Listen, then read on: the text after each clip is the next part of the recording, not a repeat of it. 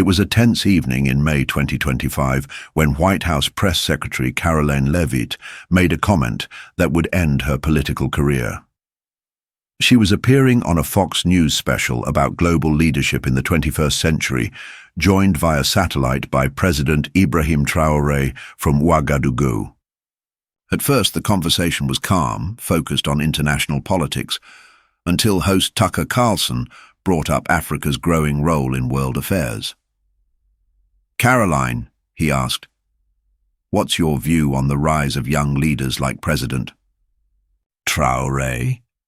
Caroline gave a confident smile, the kind that would later come back to haunt her. "Tucker, let's be honest.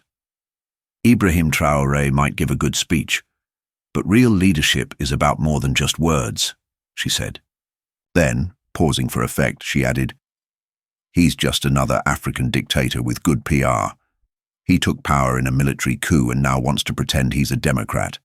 The truth is, America can't take seriously any leader who comes to power by tearing up a constitution. Traoré is not legitimate. His so-called success is just propaganda for naive Western audiences." In the Fox News control room, everything went quiet. Even Tucker Carlson was caught off guard. On the split screen, Traoré stayed still, but the look in his eyes shifted. "Ms. Leavitt," he said calmly, "thank you for showing your true beliefs. Now let me clear up a few things about legitimacy and real leadership." Back in Ouagadougou, Traoré's aides glanced at each other. They knew that tone. Karoline Leavitt had just triggered something she wasn't ready for. "This should be interesting," muttered Dr. Alonso Wedego, the foreign minister, watching from home. Taking a breath, Traoré began his reply with focus and precision. "Since you question my legitimacy, let's look at the facts you seem to have missed." His tone was respectful but firm. First, about the so-called military coup. We removed a government that had lost public support, sold off national resources to foreign companies, while 67% of our people lived in deep poverty. Tucker leaned in. The conversation had just shifted. "Since then, we've held 4 municipal elections with an 89% voter turnout, higher than recent US elections. Observers from 23 countries confirmed they were free and fair." Caroline tried to cut in. "I'm not done," IBRAHIM said, now clearly annoyed. "As for the propaganda claims, our progress has been verified by the World Bank, IMF, UNESCO, WHO, and even the US government." His team flashed data on the screen. GDP up 127% in 3 years, extreme poverty down from 67% to 23%, infant mortality down 58%, literacy up from 34% to 81%. "These are your government's numbers, Ms. Leavitt. Are you saying your own agencies are lying?" Caroline shifted uncomfortably. "Well, numbers can be manipulated. You're welcome to visit Burkina Faso yourself," IBRAHIM replied coolly. "I'm not afraid of outside scrutiny." Then he delivered the final blow. "And since we're talking about legitimacy, how many votes did Donald Trump lose by before taking office? How many times has the US electoral system ignored the majority?" Caroline was silent. The mood had turned, but Traoré wasn't finished.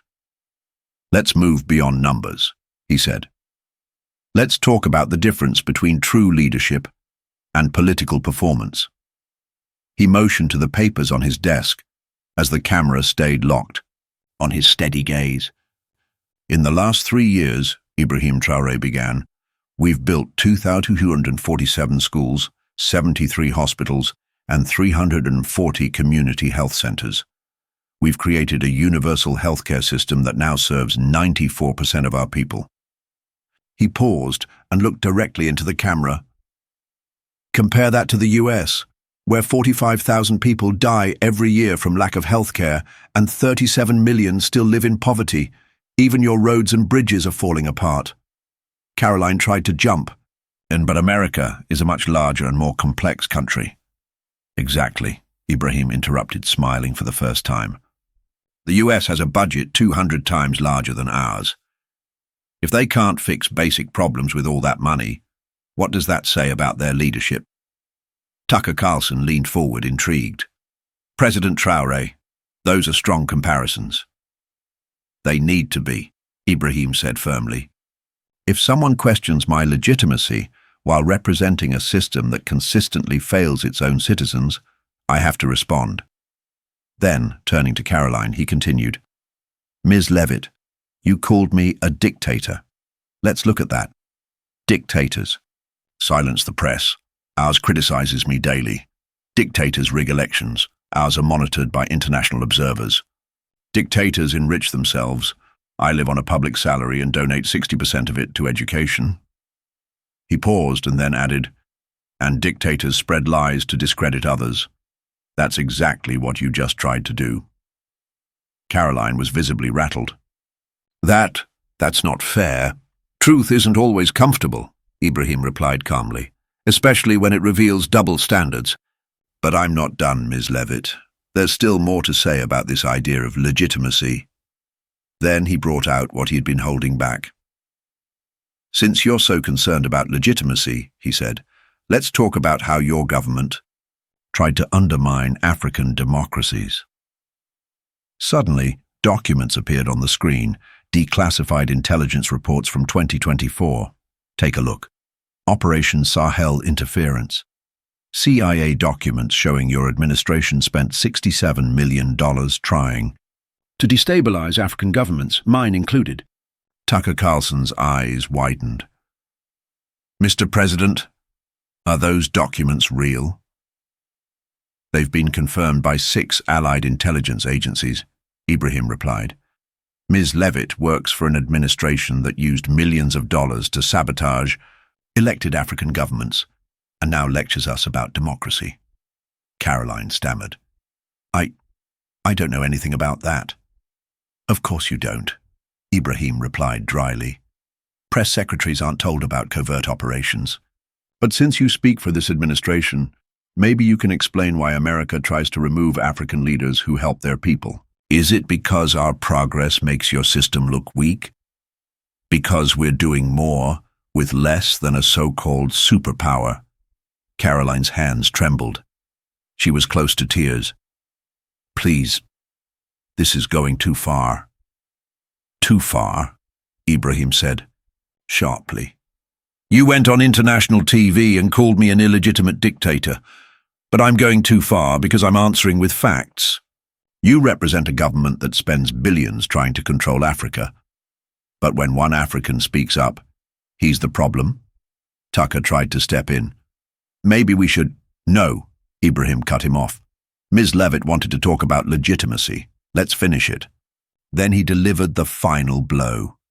There's something else, Ms. Leavitt. Something personal that might explain your hostility. He let the silence linger. Your family owns shares in Greystone Mining Corporation, a company that lost $2.3 billion when I renegotiated our mining contracts to benefit the people of Burkina Faso, not American investors. Karoline turned pale. How do you know that? Because unlike you, I do my research, he replied. Public records show your family holds $340,000 worth of Greystone stock. So let's be clear, your anger isn't about democracy. It's about money, your family's profits. He stared directly into the camera. That's a serious conflict of interest. And you should have disclosed it.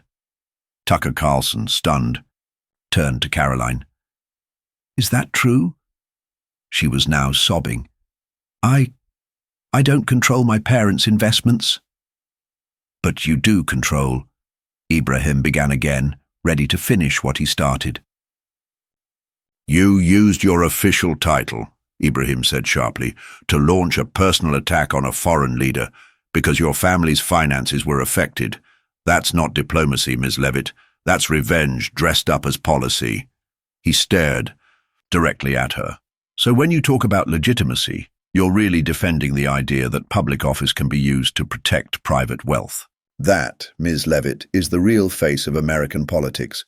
officials using their power to shield personal interests while accusing others of corruption. Karoline was now broken. Her hands shook as she wept openly, struggling to speak. "Please." "Stop. Why should I?" Ibrahim asked coldly. "You began this, calling me illegitimate, and now we see those attacks weren't based on principle, but greed."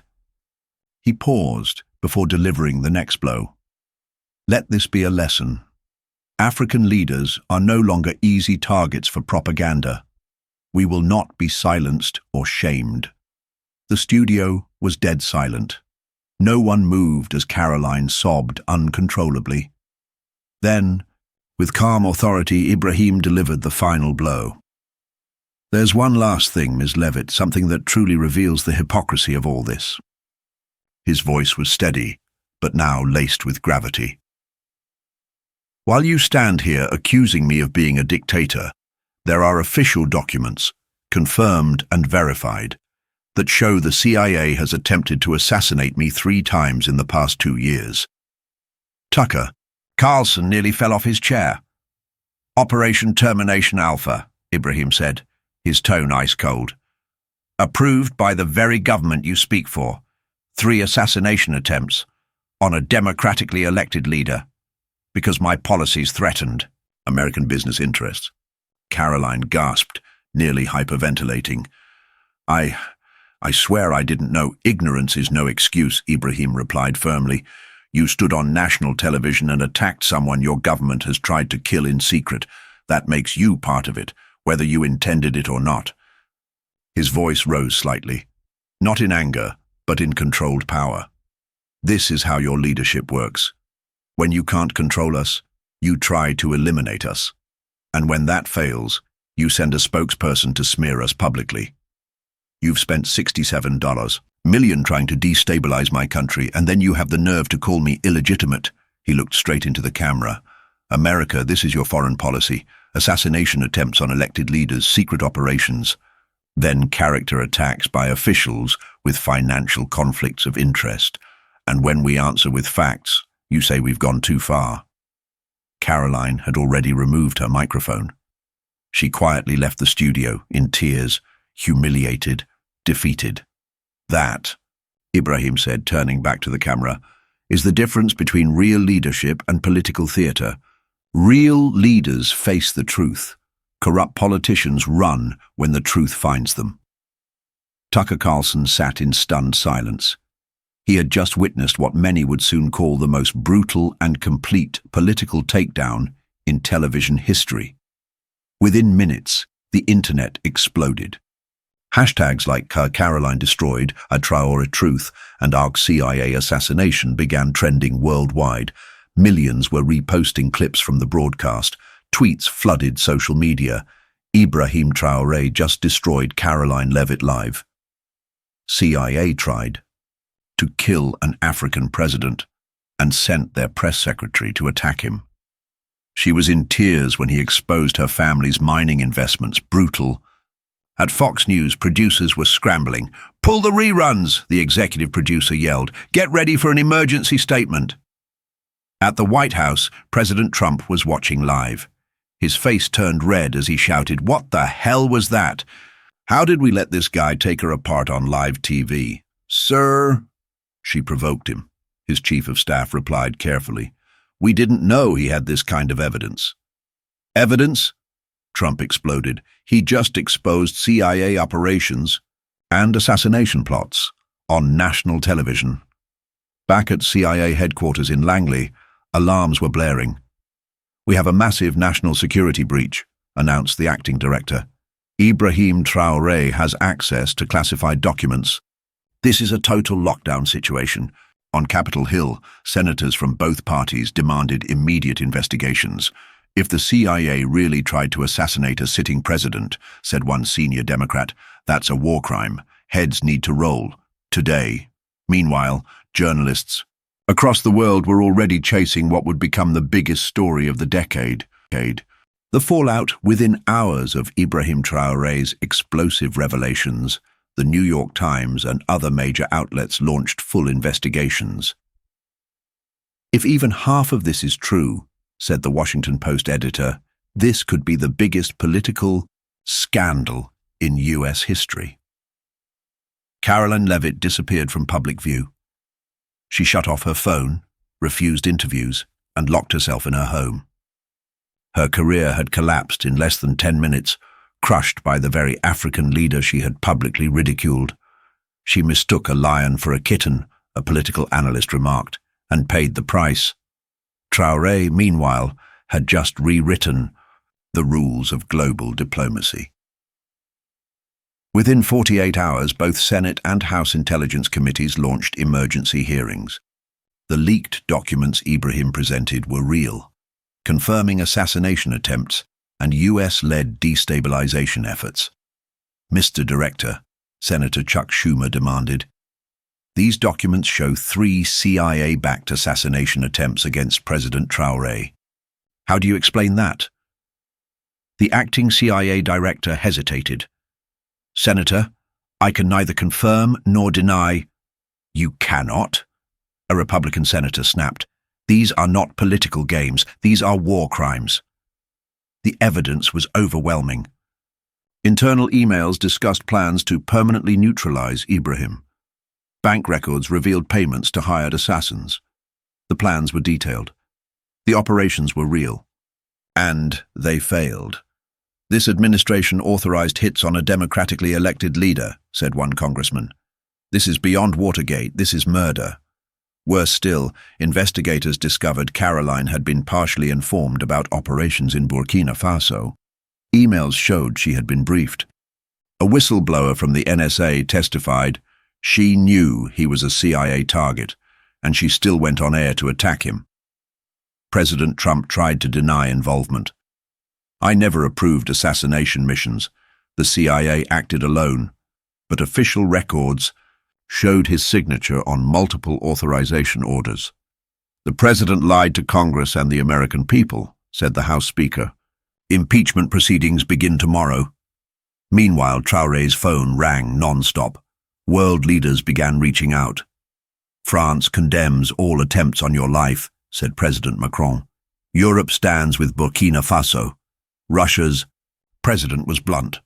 America has exposed itself, a rogue nation that kills elected leaders. China went further, offering Ibrahim diplomatic protection. He stood up for our shared interests. We stand with him. The fallout was global. A week later, 47 countries publicly condemned the US for attempted assassinations. 23 expelled American diplomats. The African Union cut all official ties with Washington.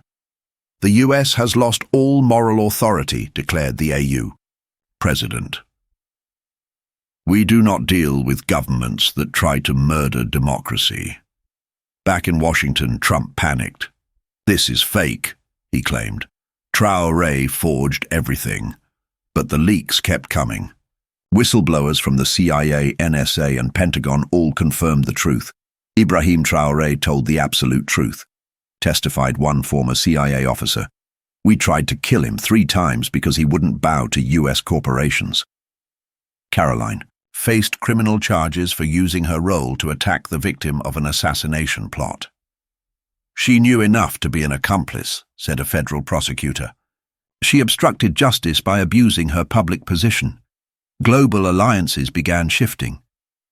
This man stood his ground, said Brazil's president. He has the courage the world needs. Even longtime allies turned skeptical. How can we trust a partner who lies and assassinates? Asked Canada's Prime Minister. Ibrahim Traoré had become a symbol of truth and resilience. Universities across continents offered him honorary degrees.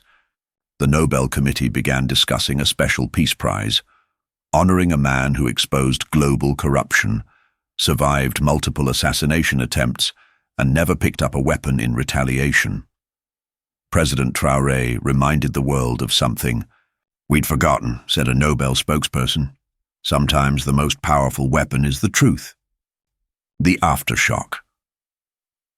The most powerful weapon, wrote a Guardian editorialist, wasn't a missile or a drone. It was one televised truth that shattered America's moral authority more completely than any army ever could. Polls taken just days after the broadcast showed a stunning shift. 73% of Americans now supported President Trump's impeachment and criminal prosecution of any officials involved in the attempted assassinations. "Our own people have turned against us," RSI White House aide muttered. "This wasn't just the end of Karoline Leavitt," said one political commentator. "This was the collapse of an entire imperial illusion." IBRAHIM Traoré's exchange with Karoline didn't just change a debate, it changed the global order. Trump was impeached within weeks and now faced federal charges for authorizing illegal assassination plots and abusing his power for personal and political revenge. His downfall was swift and absolute. Meanwhile, IBRAHIM Traoré had become the most respected head of state in the world. When he addressed the UN General Assembly just 6 months later, over 2 billion people tuned in, making it the largest audience in UN history. Half a year ago, he said from the podium, an American official stood on global television and called me an illegitimate dictator. The chamber erupted in a standing ovation. Today, the world knows who truly threatens democracy. During that speech, IBRAHIM launched the African Renaissance Initiative, a historic partnership between all 54 African nations to end reliance on former colonial powers. "We have proven," he said, "that Africa does not need permission to succeed." The declaration sent shockwaves through the global economy. China, Russia, and even Europe scrambled to secure new partnerships, eager not to be left behind. Under IBRAHIM's leadership, Africa had claimed its sovereignty, not through force, but through truth and unity. As African nations cancelled long-standing deals with US corporations, companies lost trillions in future contracts. One of the first to collapse was Greystone Mining, the firm linked to Karoline Leavitt's family. A financial analyst noted, she attacked Traoré to protect her family's fortune and ended up destroying it herself. In a final ironic twist, IBRAHIM later announced the opening of the Karoline Leavitt Institute for Diplomatic Failure, a center for international studies based in Ouagadougou. She taught the world a painful but vital lesson, IBRAHIM said at the inauguration. Her name will remind future diplomats never to mistake arrogance for competence. President Trump, now awaiting trial in a federal prison, gave a rare interview. That African kid, he destroyed everything, Trump admitted bitterly. One TV show. Never underestimated anyone worse in my life. Karoline Leavitt was serving an 8-year sentence for obstruction of justice and abuse of public office. She refused all interview requests. But according to insiders, she watched IBRAHIM's Nobel Peace Prize acceptance speech from her prison cell, crying silently as he stood on the world stage. Sometimes, IBRAHIM said that night, our greatest enemies give us our greatest gifts. She tried to destroy me, he added, and instead, she gave me a platform I'll be forever grateful for. In the end, the world learned something unforgettable.